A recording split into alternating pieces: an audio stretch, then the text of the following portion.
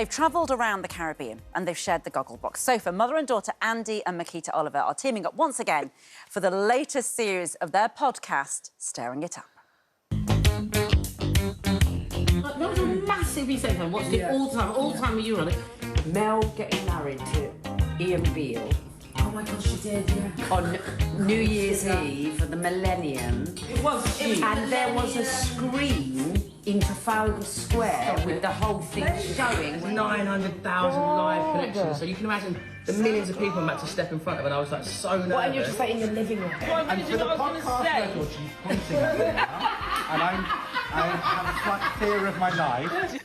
And Andi and Miquita Oliver join me now. That just looks like a party that everybody wants to be invited to. I'm so happy that you said that. That's exactly, when we started it, we were like, we want it to be that dinner party you don't have to leave your house to go to. Sometimes you want to be at a dinner party, we don't actually want to go. Yeah. We kind of give you that, and I love it. Those things that happen around a table. And what's lovely is, because just as we were talking about Paul O'Grady there and how ITV are going to be commemorating him, I mean, you had great connections with him, I had no idea. Tell us all, because you got very sort of watery-eyed over looking at Paul then. He was a dear friend of ours, and you know we knew him since Miquita was 10. We did a play with him at the King's Head Theatre in Islington called Elegies for Angels, Punks and Raging Queens, and that's how I met Paul O'Grady and Amanda Mealing, and we all became really, really great friends. Yes. And you were saying that, did he dress you up? He did, yeah.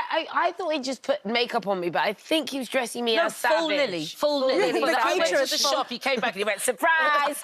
And she had everything on, the wig, the mole, the heels. It's like the first time I've worn full makeup, so it was an honour that pulled it for me. And do you know, when you think about people you would want at your dinner party, stirring it up, you know, if you could now, a year ago, have known, you know, that he was leaving us, you would have snapped him up on your... Wouldn't he? He would have been the one. I mean, you know what Paul O'Grady is like, stroke Lily Savage, but to as someone around the table at a dinner party, like, unsurpassed. Like, yes. But just also the greatest also company. the kindest, smartest, most kind of intuitive human being, apart from all the other things that everybody knew about him on the surface. Underneath all that, outside of television and all that world, he was just the sweetest, kindest, most loving friend and such a good human being. Well, it's so lovely to hear your personal thoughts on him as well. We miss him dearly. Look, the Stirring It Up podcast, I mean, everyone's loving it. It's so fun.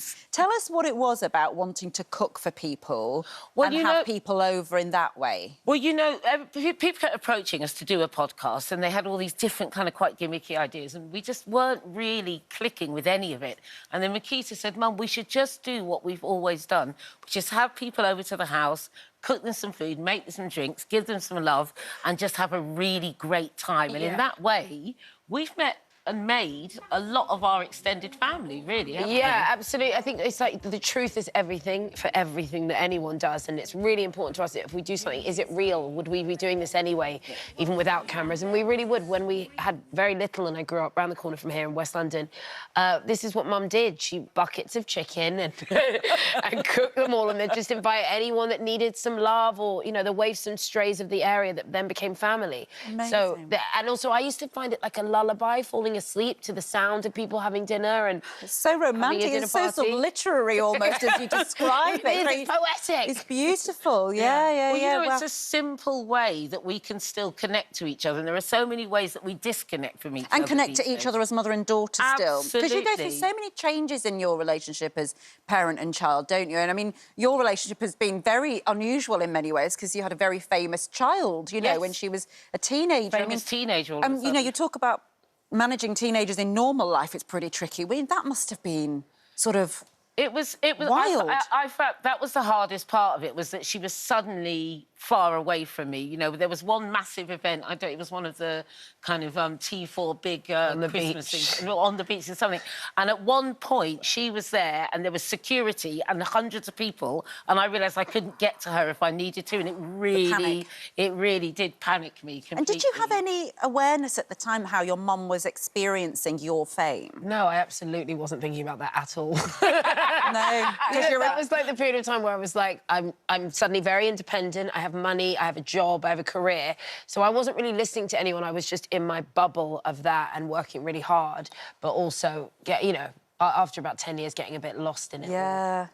And what was that like then? Because you've got to I know, it was so lovely just during the break. You know, there was a picture of you and Lily came up on the screen, which we're going to talk about why, you know, because you've got a new podcast coming up with Lily Allen. But you're just like, oh, darling, you look so beautiful. Look at that. You're such a great little... You're just constantly her cheerleader. Well, but even in difficult times, you're her cheerleader. Well, I think that's when you have to be your child's cheerleader, particularly in difficult times. And, you know, one of the things I'm most proud of Miquita for is, you know, when she went... You did crash. She did crash, she did burn, and then she's built herself back up to her full height and her full stature. And I've watched her do it with such courage. And that's the thing we always talk about in life. It's so important to be brave. Do the thing that scares you the most. Get up and keep going day in, day out, and you'll get to where you need to be. My goodness, what a role model. Well, I was going to say, I mean, come on. Yes, it's no coincidence that I decided I could stand again after watching this incredible turn of events for my mother. But, you know, I think some people think that, A, my mum's been on telly forever, or that this was an overnight success. And both are untrue. I mean, she's been slogging away at 50,000 jobs, including things in broadcasting and in media, for 20, 30 years. We weren't expecting this. My mum was running a pop-up in a pub in Hackney when she got the GBM call. So Great British Menu. Great British Menu, of course. Yeah, where you're now host and you wear a jug, all of that. Iconic vibes. Absolutely. Every day. I mean, I watch it. I didn't get to watch series last year because we were so busy, but I've been watching it the series and I'm just like, whoa. Like, I'm so proud how she's taken the reins of it and turned it into But what you are doing is you are abandoning your mother for your childhood best friend. Not the first time. Tell us quickly about... is it called Missing You? It's called Miss Me. Miss Me, because you and Liliane grew up together. Yes. And now you're on opposite sides of the Atlantic. But this podcast is a way for friendship to flourish. It's about true friendship and what it's like to share your entire life with someone. I'm 39, Lily's 38, and we've spent our entire lives together since we were born. And it's about your lives looking very different, because I live in England. I don't have kids. She's got 2 kids. She's married to lovely David. And our root is still strong. And we are very kind of aware that we're about to start this next chapter of life. And so it's about what that friendship really looks like. And I hope it makes people think about those friendships in their life that are just, like, deep and forever. What a lovely thing to say on International Women's Day. Yes. Yeah, fantastic message. And you can listen to Andi and Miquita's podcast, Stirring It Up Now, and you're about to start doing... Miss Me launches next week. Launches next week. Amazing. BBC, busy women. Busy. Thank you for making time to see us. Thank you so much.